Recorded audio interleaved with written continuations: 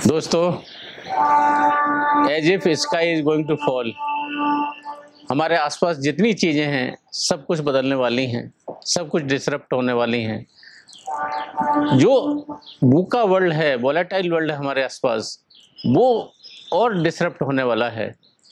तो क्या है दोस्तों, एआई के ज़माने में जो भी हम कर रहे हैं, जैसे भी कर रहे हैं, most of the things either will get replaced और विल गेट डिसरप्टेड। तो उसमें जो एक दोस्तों एक बहुत बड़ी चिंता का विषय ये है कि जो आज ह्यूमन बींग्स है, आज जो हम लोग हैं, वो कैसे रिलेवेंट रहें। इसकी रिलेवेंस रखने के लिए दोस्तों, रिलेवेंट बनाए रखने के लिए there are something which called meta skills. ये वो स्किल्स हैं जो एआई कभी भी अपने लाइफ टाइम में किसी को भी रिप्लेस नहीं कर सकती। What are those meta skills दोस्तों? We will talk about 10 to 11 meta skills today, जो एक कोई भी इंसान अपनी लाइफ में इनकलकेट करता है, डेवलप करता है, तो उसको एआई कभी भी रिप्लेस नहीं कर सकती। एंड दोस्तों, रिसर्च में ये पाया गया है कि आज जो भी सक्सेसफुल लोग हैं, वो कितनी भी टेक डिग्रीज हैं, उनके पास कोई भी क्वालिफिकेशन है, सबसे इम्पोर्टेंट है कि अगर उनकी सक्सेस को क्रेडिट मिलता है तो only due to some of this meta skills they have mastered in their life. तो टू बिगिन विद, हम बात करते हैं दोस्तों इनिशिएटिव की। लोगों के पास डिग्री बहुत ढेर सारी होती है, लेकिन डिग्री का यूटिलाइजेशन नहीं कर पाते, रियल वर्ल्ड में उसका एप्लीकेशन नहीं कर पाते दोस्तों, बिकॉज इनके पास इनिशिएटिव नहीं होता, उसके पास थॉट नहीं होता। तो जो इनिशिएटिव लेने की कला है दोस्तों, कॉर्पोरेट वर्ल्ड में स्पेशली इंपॉर्टेंट होती है कि लोग इनिशिएटिव नहीं ले पाते हैं। एंड जो लोग इनिशिएटिव नहीं ले पाएंगे वो रिप्लेस हो जाएंगे, जो लोग इनिशिएटिव लेंगे वो रिलेवेंट रहेंगे दोस्तों। दूसरी एक मेटा स्किल्स का बात करते हैं हम लोग, वो करते हैं पेशेंस की, डिलेड ग्रेटिफिकेशन की, जिसके अंदर धैर्य है दोस्तों, स्पेशली इन दिस टाइम्स जहाँ एवरीथिंग क्लिक हो बटन पर है, वहाँ पर पेशेंस रखना, इंस्टेंट टाइम में पेशेंस रखना। वो दोस्तों एक रिसर्च में पाया गया है कि जिन लोगों के पास पेशेंस होता है, धैर्य होता है, वो लाइफ में किसी भी दूसरे इंसान से बेहतर करते हैं। लाइफ में उनकी इकोनॉमिक एंड कैरियर तरक्की दूसरे लोगों से बेहतर होती है।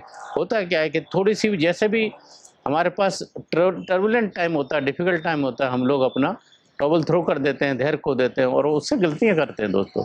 तो जो पेशेंस मेटा स्किल्स है, बहुत बहुत रिलेवेंट है, बहुत ही यूजफुल है इन टुडेज टाइम। दूसरी एक क्या चीज़ है कि दोस्तों ऑब्जर्वेशनल स्किल्स हैं। हम देखते हैं कि कुछ चीज़ें हमारे आमने सामने होती हैं, एक इंसान उससे अलग इन्फ्लुएंस निकालता है, दूसरे को कुछ लगता है, किसी को दिखता ही नहीं है दोस्तों। अगर हम न्यूटन के बारे में बात करते हैं तो न्यूटन ने एक दिन ऐसा नहीं कि उसने शेप देखा और उसने उससे कंक्लूजन निकाल लिया दोस्तों। He was trained in observation.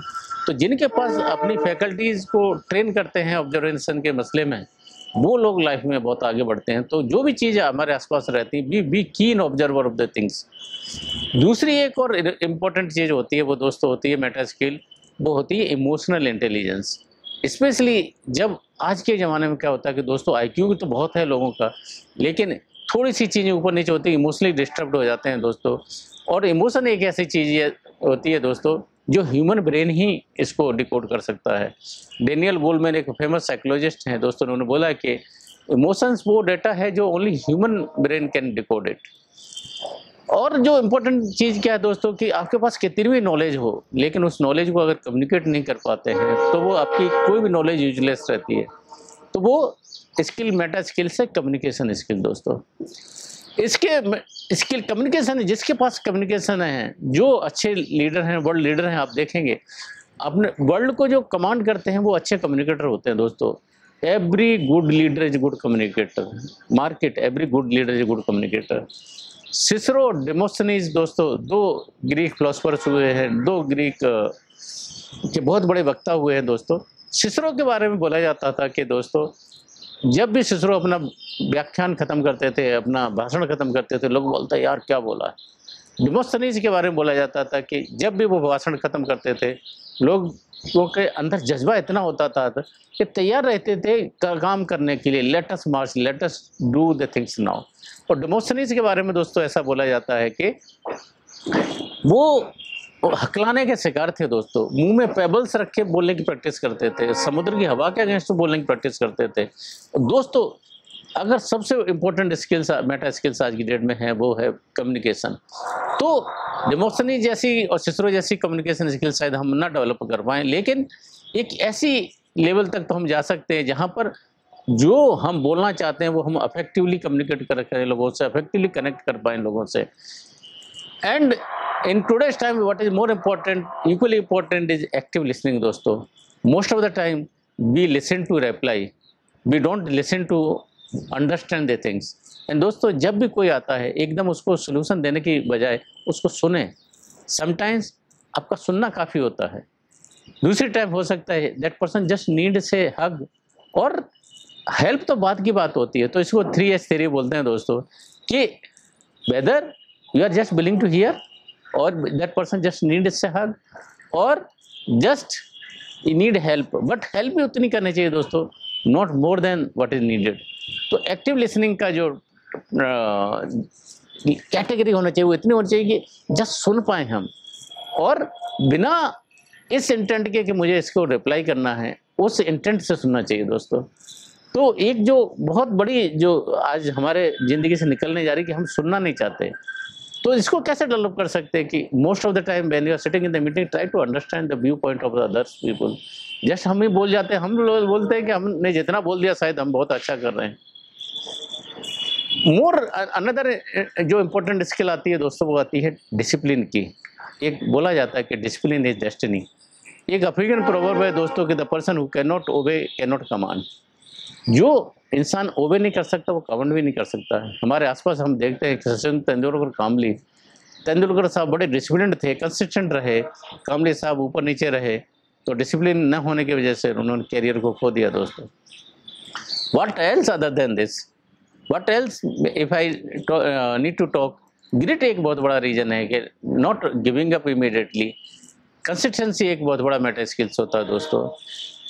तो ये जो जितनी अगर मेटा स्किल्स हैं हम अपनी लाइफ में इनकलकेट कर सकते हैं दोस्तों, AI will never make you relevant. And दोस्तों ह्यूमंस होते हैं वो ह्यूमंस होते हैं, डीपर मीनिंगफुल वाइजर कनेक्शंस होते हुए ह्यूमन इमोशन से बना पाते हैं दोस्तों। तो जहाँ तक कनेक्शंस की बात होती है दोस्तों, जो कीथ फराजी की एक बुक है नेवर ईट अलोन, इस चीज़ पर बड़ा एम्फेसिस करते हैं क्या कि आपकी नेटवर्क ही आपकी नेटवर्थ है। जब आप करियर में आगे बढ़ना चाहते हैं आप अकेले नहीं बढ़ पाएंगे, आप लोगों के साथ जाएंगे। जैसा मैं हमेशा बोलता हूँ, if you want to go fast go alone, if you want to go far move with the team. तो अपने रिलेशंस बिल्ड करें, अपने आसपास लोगों से रिलेशंस बनाएं।